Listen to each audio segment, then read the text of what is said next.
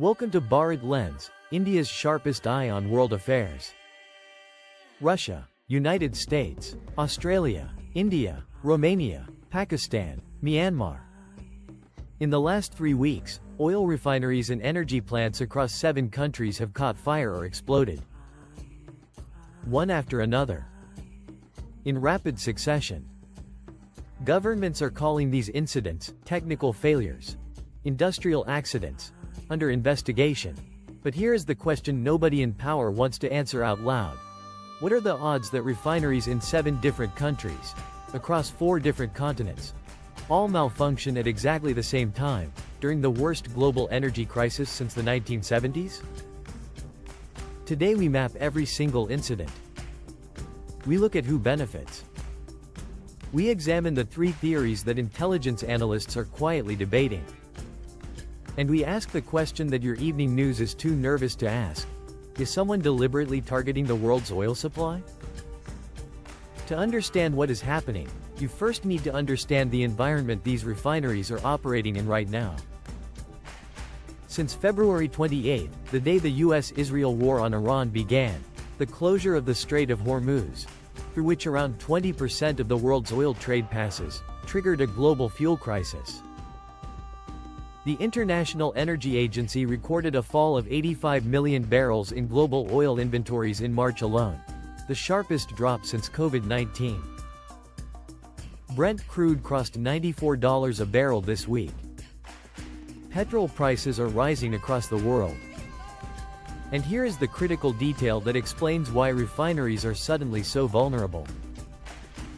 As per TRT Global, the IEA has noted that global refining capacity has been in structural decline for years, with investment in new capacity falling as the energy industry anticipated a long-term shift away from fossil fuels, leaving less redundancy in the system when disruptions occur.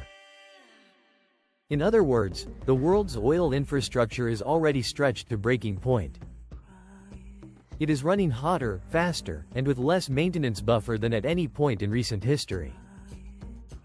And into this fragile system, a wave of explosions has arrived. Let us go through every major incident, because the pattern becomes very clear when you see them together. In the United States, an explosion at the Valero Port Arthur refinery in Texas in late March triggered evacuations and a prolonged flaring event. A separate oil well fire near Etoile in Texas this week also prompted emergency response and precautionary evacuations. The cause of both incidents is yet to be determined. In Australia, a fire at the Viva Energy Geelong refinery on April 16 forced the shutdown of one of the country's key fuel supply facilities.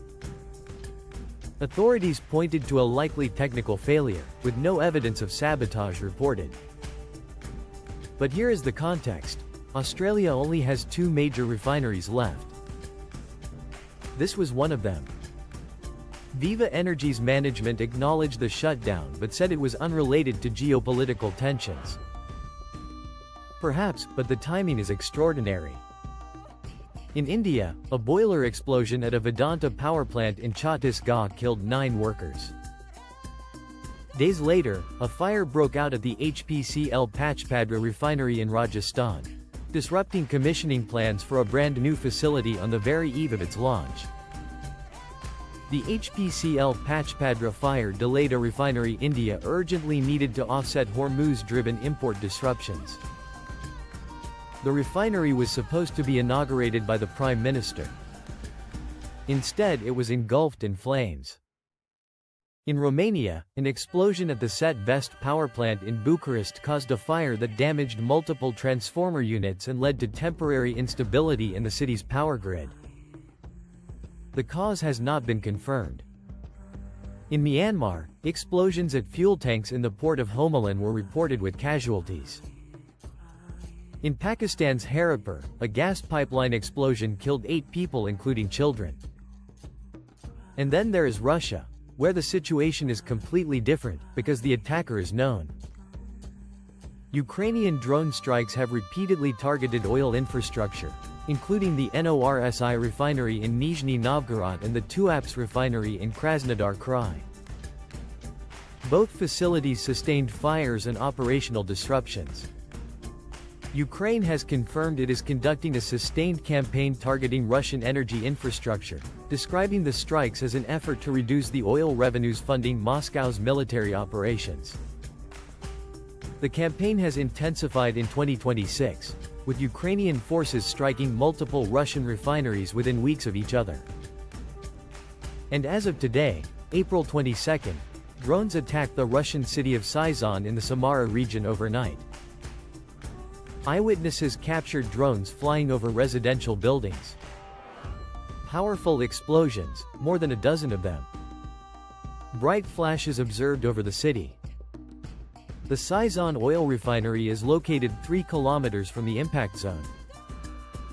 Since the end of February, the number of such incidents across different countries has reached double digits. Double digits. In less than 2 months. Now let us go through the 3 theories that analysts and intelligence agencies are quietly debating. Theory 1. It is all a coincidence. This is the official position of most governments. Refineries are old. They are under pressure. They are running beyond safe capacity because of the global supply crunch. Accidents happen. The clustering is unfortunate but not conspiratorial. Officially, most cases are explained by technical reasons, equipment wear, capacity overload, weather conditions as per Athens News.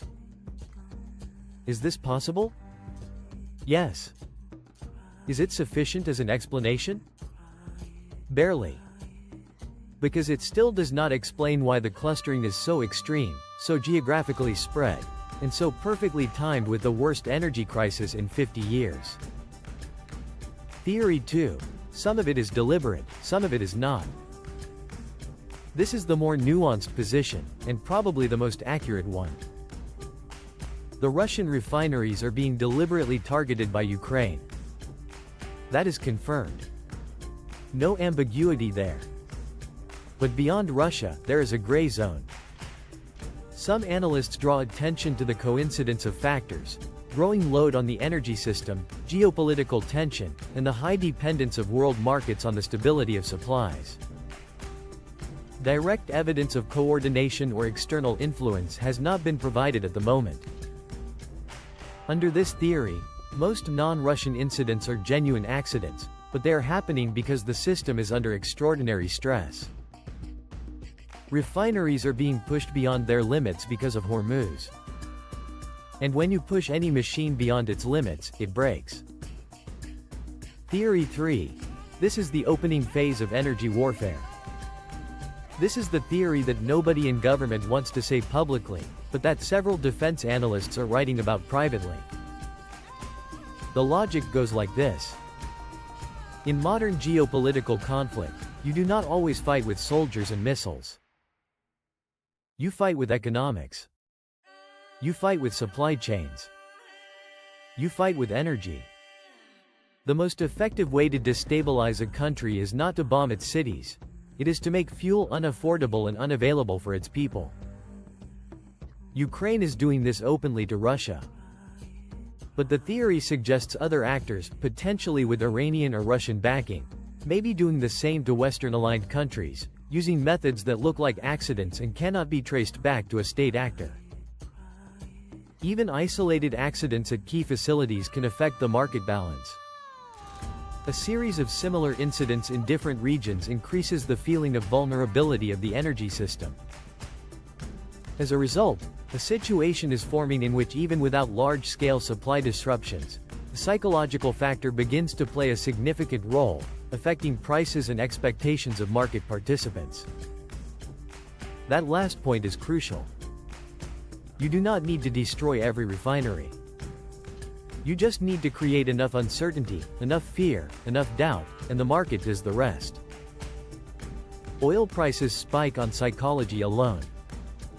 That is the weapon. India sits at the center of this storm in a uniquely uncomfortable way. India is the world's 4th largest oil refining nation. Indian refiners have been buying petroleum from Russia as the Iran war disrupted Middle East supplies. The government raised export duties on diesel and aviation fuel to protect domestic availability. Wikipedia. But the fire at the brand new HPCL Pachpadra refinery in Rajasthan, the facility India desperately needed to boost domestic refining, is a direct blow to that strategy. LPG, the main cooking fuel for Indian households, with 60% of India's LPG demand fulfilled by imports, most passing through the Hormuz Strait, was the first fuel affected by the crisis, leading to long queues and delayed deliveries. If global refinery capacity continues to contract, through attacks, accidents, or a combination of both, India faces a compounding crisis. Less refining capacity globally means higher prices for refined products. Higher prices mean inflation. Inflation means every Indian family pays more for cooking gas, petrol, and food. This is not an abstract geopolitical story. This lands on your kitchen table. Here's what we know for certain. The world's energy infrastructure is under unprecedented stress. Refineries are exploding at an abnormal rate. Some of those explosions are confirmed military strikes. Others are being called accidents. And a small but growing number of analysts believe some of those accidents may not be accidents at all. The world has entered an era where energy is a weapon. Where pipelines are battlegrounds. Where a refinery fire in Rajasthan and a drone strike in Saizon are part of the same global story, even if nobody officially connects the dots. No government has confirmed deliberate sabotage in the non-Russian incidents. TRT global, but governments have strong incentives not to confirm sabotage, because confirmation means escalation. The question to leave you with is this: if the world's oil infrastructure continues to burn, and governments continue to call everything an accident, at what point does the silence become more dangerous than the truth? Comment below. Tell me which theory you believe. And if this gave you clarity on something the mainstream media is glossing over, subscribe to BharatLens and follow us on Instagram at BharatLens_white. This is exactly the kind of analysis we do here.